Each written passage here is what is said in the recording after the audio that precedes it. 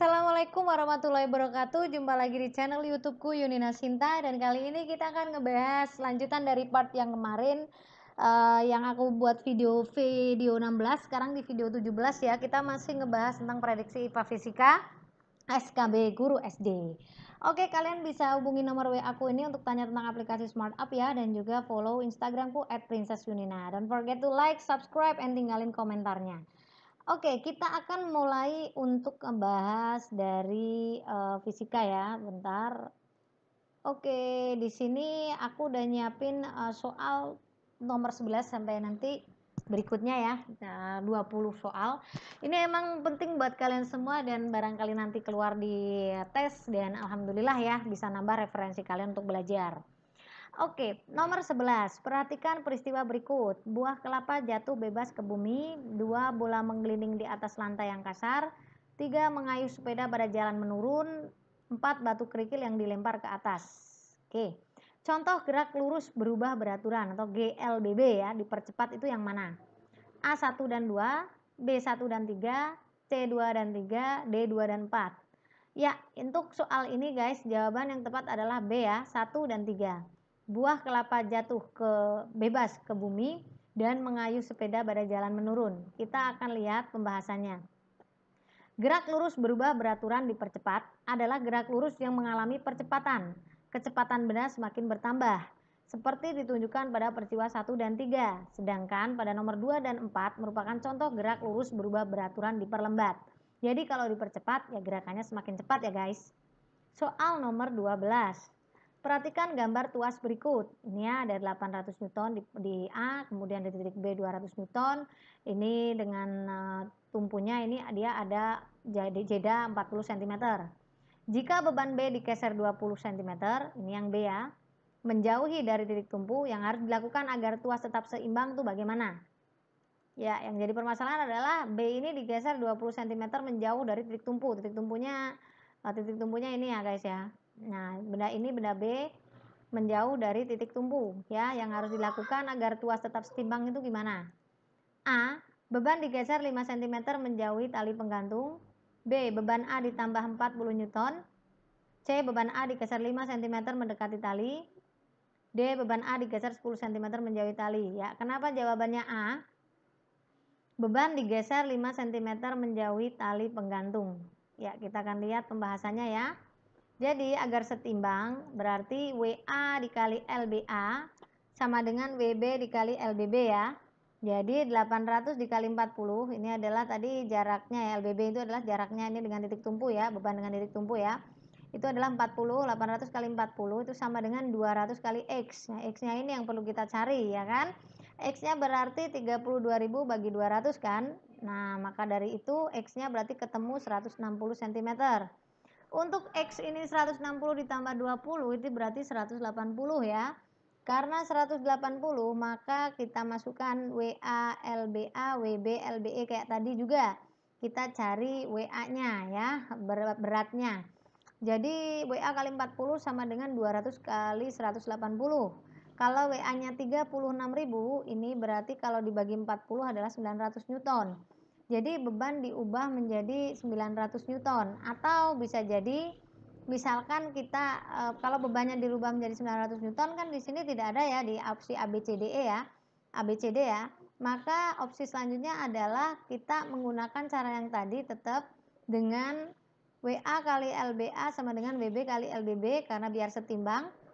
800 masukkan, LBA tali penggantung kita masukkan, kemudian 200 dikali 180, maka LBB-nya adalah 36.000 bagi 800 kan, maka LBA-nya adalah 45 cm. Kan kalau di soal tadi 40 cm kan. Nah, maka kita perlu menggeser 5 cm menjauhi tali penggantung.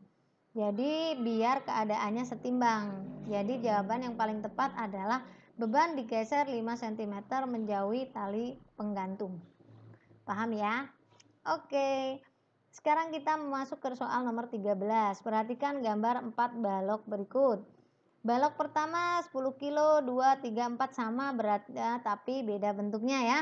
Urutan tekanan terbesar ke terkecil yang disebabkan oleh balok. Ingat, tekanannya dari terbesar ke terkecil. A 2431, B 3214, C 4312, D 3142. Ya, tekanan merupakan gaya persatuan luas ya. Tekanan itu berat balok dibagi luas alas balok. Karena massa masing-masing balok sama, maka beratnya juga sama.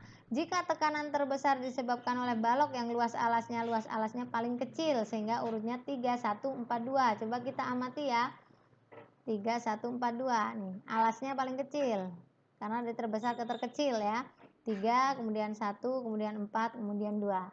Seperti itu caranya mengerjakannya. Oke, tekanan terbesar ke terkecil tetapi alasnya yang paling kecil. Nomor 14, perhatikan skema gelombang berikut. Ada tulisan 0 sampai 0,1 second, di sini ada jarak gelombangnya 20 cm sampai opsi 17. Cepat rambat gelombangnya adalah A 200 cm per second, B 300 cm per second, C 400 cm per second, atau D 800 cm per second. Jawaban B 300 cm per second. Kenapa? S itu ada waktunya 0,2 second kan di soal. Kemudian untuk V sama dengan delta dibagi T. Jadi 80 dibagi 0,2 yaitu 400 cm per second. Jadi jawabannya adalah C. Caranya kayak gitu aja. Nggak usah dibuat bingung ya. Kemudian yang soal nomor 15, perhatikan F Garputala 300, frekuensinya 340 Hz, volume udara itu adalah kecepatan udara 340 meter persegi. Kemudian ini ada tinggi 1 m dan ini air ya. Gambarnya seperti itu di soal. Seorang siswa melakukan percobaan dengan menggetarkan sebuah garputala di mulut tabung. Maka suara yang terdengar lebih keras. Siswa tersebut mengulang beberapa kali dengan menambah air dalam tabung. Suara paling keras akan terdengar berapa kali? A1, B2, C3, D4. Ingat, kenapa jawabannya 2 kali? Caranya seperti ini nih guys. Frekuensi garputala di dalam soal adalah 340 Hz ya. Untuk kecepatan udaranya 340 meter per second. Maka V sama dengan delta dibagi T. V sama dengan 340 dibagi 340. 1 meter. 1 meter itu adalah 100 cm ya. Sedangkan tinggi tabung itu tadi 100 cm. Tinggi kolom udara 1/4 kali delta. Maka tinggi kolom udara 1/4 dikali 100 ya, sama dengan 25 cm. Ya, paham ya?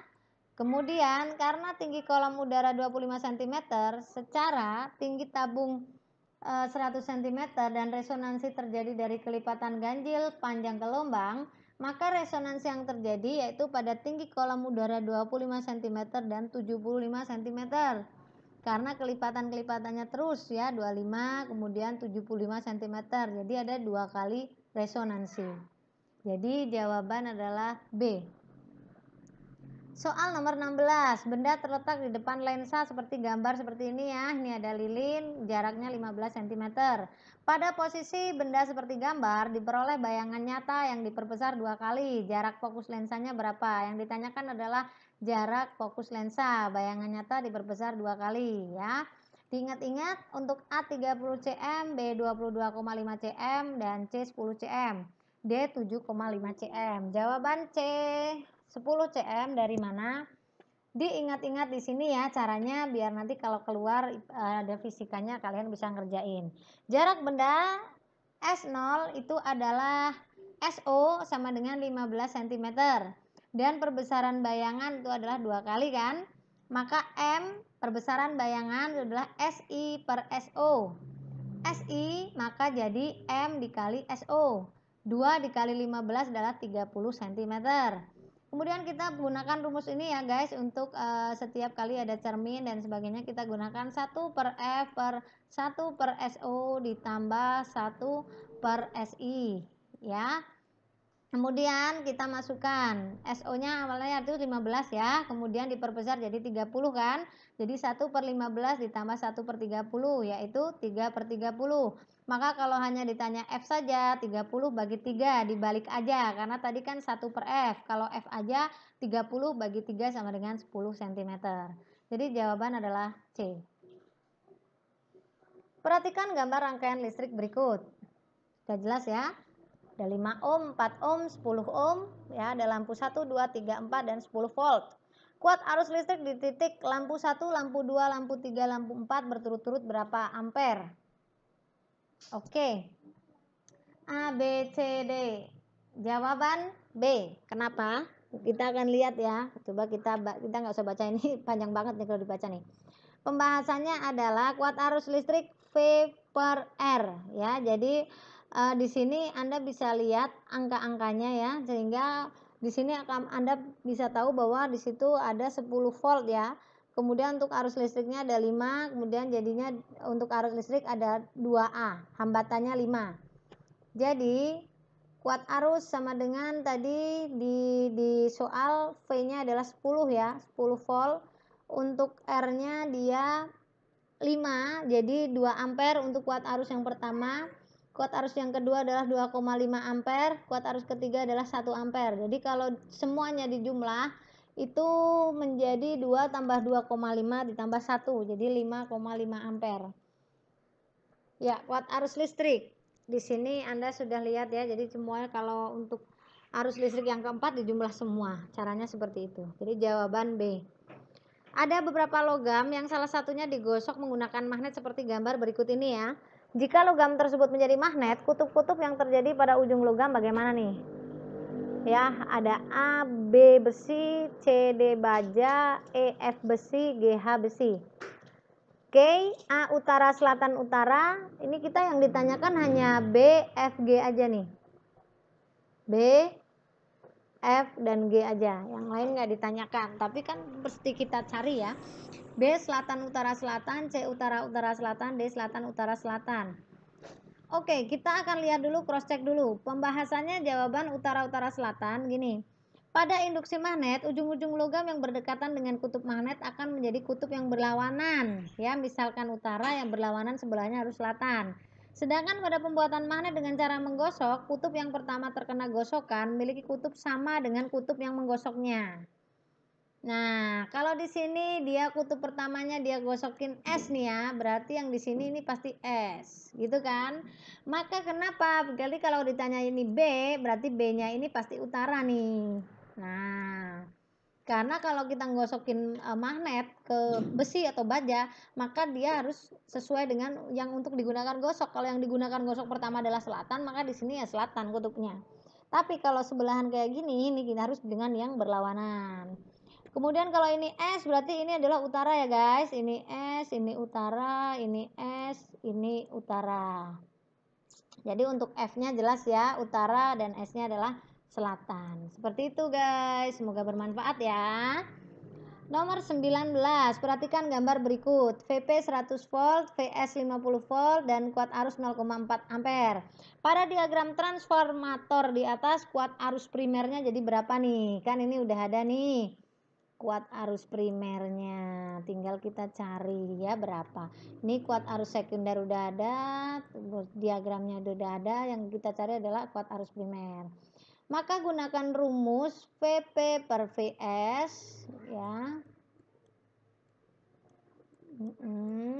Itu sama dengan IS per IP. Nah, kuat arus primer dan kuat arus sekunder ya. Di sini kita sudah lihat ya untuk caranya. Jadi IP adalah 50 kali 0,4 dibagi 100 langsung ketemu 0,2 ampere gitu aja, karena perbandingannya sama ya. Soal nomor 20 terakhir ya. Pada selang waktu tertentu, wilayah belahan bumi utara dan selatan akan mengalami musim panas semi gugur dingin. Perubahan musim yang terjadi pada belahan bumi utara dan selatan itu disebabkan oleh apa? A. Rotasi bulan, B. Rotasi bumi, C. Revolusi bulan, D. Revolusi bumi. Ya benar banget ya. Kalau perubahan musim itu adalah pengaruh dari revolusi bumi atau D. Akibat revolusi bumi itu sendiri ada 1. Perubahan musim, 2. Gerak semu tahunan matahari, 3. Terjadinya rasi bintang yang berbeda setiap bulan. Oke guys, ini untuk soal-soal yang udah aku berikan ya. Semoga bermanfaat untuk kalian semua. Dan jangan lupa untuk selalu like, subscribe untuk video-videoku di YouTube Yunina Sinta ya. Kalian juga bisa juga hubungi WA aku. Wassalamualaikum warahmatullahi wabarakatuh. Salam sukses, salam smart up.